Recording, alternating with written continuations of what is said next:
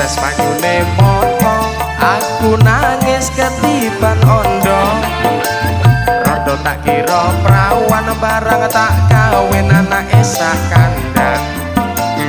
pancen aku wis rondo rondo tuan aku limo nanging aku sepisa diwolang-walik kaya goreng telo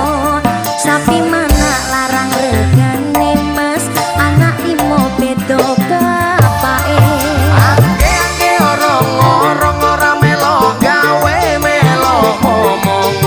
itu rondone ompong duwe anak segede kingko